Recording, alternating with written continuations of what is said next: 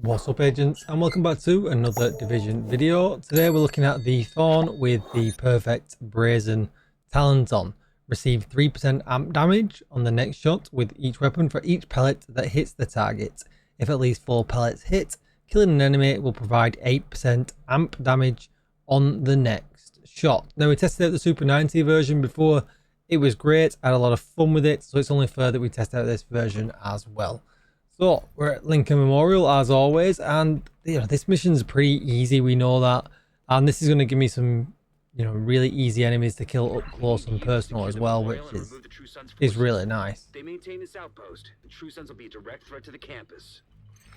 Get the shield from the side.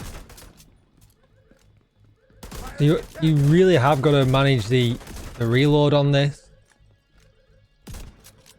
and it is going to take some time to get going as well, which is unfortunate. But with the reds, we can, like there, see, we can definitely get the damage rolling for sure.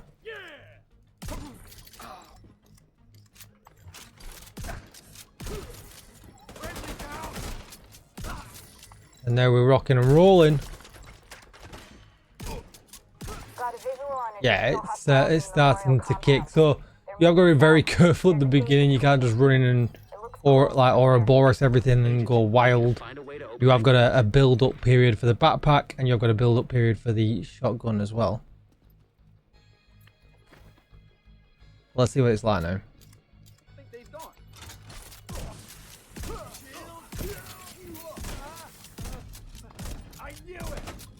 The range isn't ideal. And there we go, now we're suffering already from the reload. Guy behind me is doing me.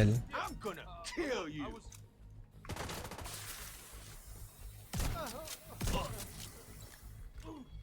Got something for ya.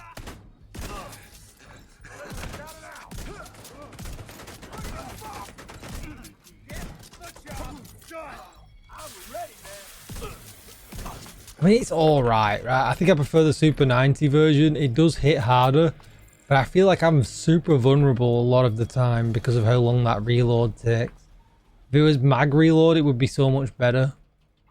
I haven't used any of my survivability though, so I suppose that's one thing.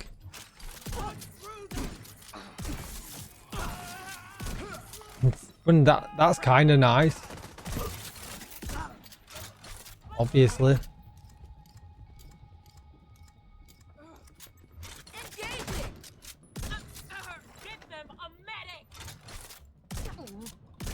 You can two-shot elite in the chest, which is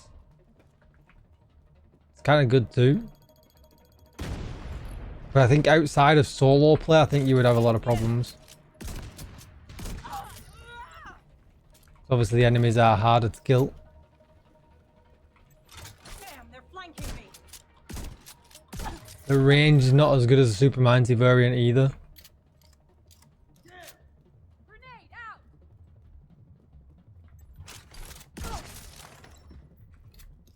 Being able to one pump them though, that's definitely important.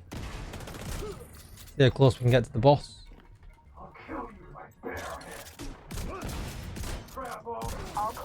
I mean, it does the damage when you're close. It really does. That was pretty wild. I wasn't expecting to one pump him.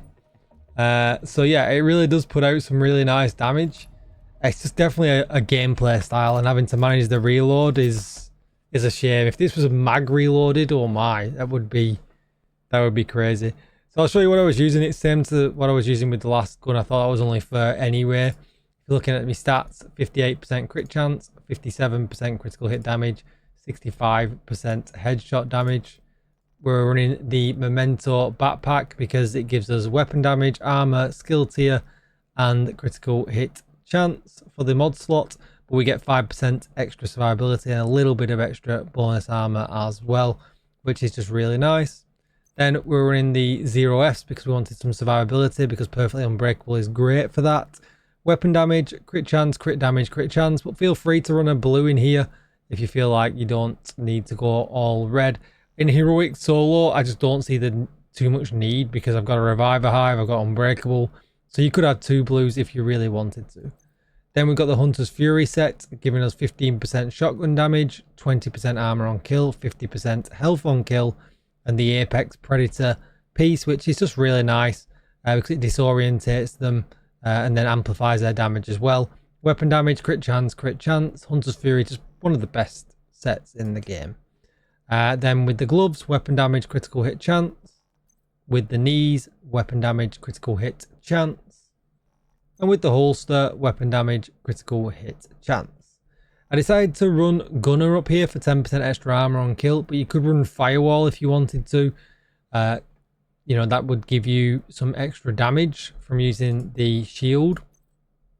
But the Crusader shield, I don't know. I could go here instead and run the Banshee Pulse. But I would probably build in a little bit more blue if I was going to run Banshee Pulse. It just felt like the better option to run the shield when you're going all red. Again, just a very quick look at the stats. You can see here 58% critical hit chance. And on the gun itself, you've got very little options. I decided to go with reload speed. It only knocks off 0.4%. Let's have a look. So reload speed, yeah, it gives me 0.8, so almost a second less. Now that might not seem like a lot, but on the need to battle and how slow this thing is at reloading anyway, it kind of, you know, I kind of feel like you have to run it. But you could run rate of fire instead if you want to, or headshot damage. It's really up to your own personal preference, and obviously the skin is up to your own personal preference as well. But yeah, the Perfect Brazen talent's pretty good. Receive 3% amp damage on the next shot with each weapon, the pellet that hits for that next target. If you at least 4 pellets hit, killing an enemy will provide 8%. And obviously when you saw what I was doing there, when I hit the reds, they were pretty much always a one-shot kill, giving you the max bonus all the time. You know, and there you go. You can see the pellets there. So that's kind of how close you've got to be for all of them to hit. So they're still not very spread out there, but it starts getting, you know, as wide as an NPC when you get to kind of this distance here, the distance of this generator.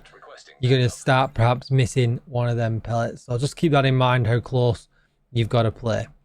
That's going to be it for the video. Don't forget to like, share, comment and subscribe. Let me know what you think of these new guns. Are they for you or not? But just remember, very quick point, you can always run the Scorpio as backup because you're built into shotgun damage as well. Thanks for watching. See you in the next one. Bye bye.